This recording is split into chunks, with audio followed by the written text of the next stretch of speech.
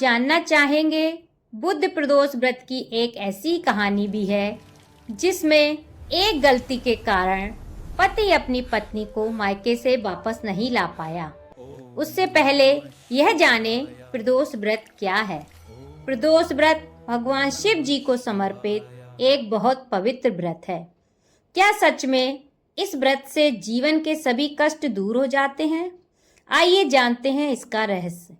प्रदोष व्रत हर महीने की त्रयोदशी तिथि को रखा जाता है, कृष्ण पक्ष और शुक्ल पक्ष। इस दिन शाम के समय यानी प्रदोष काल में भगवान शिव की पूजा की जाती है। माना जाता है कि इस व्रत से सभी पापों का नाश होता है और मनोकामनाएं पूर्ण होती हैं। जब यह व्रत बुधवार को पड़ता है तो इसे बुद्ध प्रदोष व्रत कहा जाता है। यह व्रत बुद्धि, व्यापार और संतान सुख के लिए बहुत ही फलदायी माना गया है। व्रत को सच्ची भक्ति और विश्वास से करने पर हर संकट दूर हो जाता है। जब भी कठिन समय आए भगवान पर भरोसा रखे। प्रदोष व्रत से सभी संकट दूर हो जाते हैं। प्रदोष व्रत करने की सबसे सरल विधि यह है कि सुबह स्नान करके व्रत का संकल्प लें और दिन भर फलाहार या उपवास करें। शाम को शिवलिंग पर जल, दूध, बेलपत्र, समीपत्र, पंचामृत, गंगा जल, मिठाई, अक्षत आदि जो भी वस्तुएं आपके पास उपलब्ध हैं उनको शिव भगवान को अर्पित करें और ओम नमः शिवाय मंत्र का जाप करें। बुद्ध प्रदोष व्रत की कथा। रामू नाम का एक युवक अपनी ससुराल गया और वहां पर कुछ दिन सुखपूर्वक रहा। फिर अपने ससुर से एक दिन उसने कहा कि आज हम अपनी पत्नी के साथ अपने घर जाएंगे, अतः आप विदा कर दें। यह सुनकर उसका ससुर बोला कि आज बुध का दिन है, अतः आज जाना उचित नहीं है, कल चले जाना। किंतु रामू अपनी बात पर अटल रहा और किसी का कहना ना माना।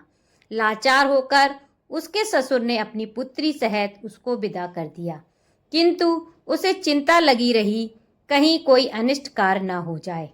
आगे चलकर रास्ते में रामू की पत्नी को प्यास लगी। रामू पानी लेने गया और जब लौट कर आया तो देखा कि उसके रथ पर एक दूसरा रामू बैठा है। रामू ने उससे पूछा कि तुम कौन हो? तो उसने भी पूछा कि तुम कौन हो? जिस प्रकार रामू पूछता था उसी प्रकार वह भी पूछता था। दोनों का एक ही तरह किसी प्रकार का अंतर न था, अतः उसकी पत्नी भी अपने वास्तविक पति को पहचानने में असमर्थ थी। कुछ समय बाद वे दोनों आपस में लड़ने लगे। उधर से राजा के सिपाही जा रहे थे। वे रामू को पकड़कर ले गए और दूसरा रामू राजा के दरबार से अदृश्य हो गया। तब तो रामू बहुत ही विलाप करता हुआ बोला कि यह बुद्ध देवता के प्रकोप का फल है। थोड़ी ही देर में आकाशवाणी हुई कि रामू ने किसी का कहना न मानकर बुद्ध की यात्रा की है, अतः इसे यह दुख प्राप्त हुआ है। यदि यह अपनी ससुराल पत्नी सहित वापस लौट जाए और बुद्ध देवता की पूजा करके यात्रा करे तो किसी प्रकार का अनिष्ट न होगा। रामू ने जब आकाशवाणी सुनी तो वह अपनी पत्नी सहित ससुराल वापस जाकर वहां पर बुद्ध देव की पूजा की और फिर यात्रा की तो सकुशल अपने घर आ गया। रामू और उसकी पत्नी बुद्ध के व्रत को करके इस लोक में अनेक सुखों को भोगकर धन, पुत्रों आदि से युक्त हुई।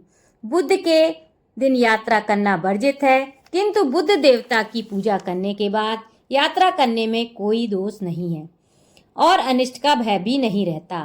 तथा जिस प्रकार रामू ने धन, धान, पुत्र आदि को प्राप्त करके अनेक सुखों को भोगा और अंत में मुक्ति पाई, उसी प्रकार बुद्ध व्रत करने वालों को धन, धान, पुत्र, पौत्र की प्राप्ति होती है और सब कष्ट दूर होकर संपूर्ण मनोरथ को पूर्ण होते हैं। बोलो ओम नमः शिवाय। यदि आपको मेरा वीडियो अच्छा लगा है तो चैनल को लाइक, शेयर एंड सब्सक्राइब करें। Thank you for watching.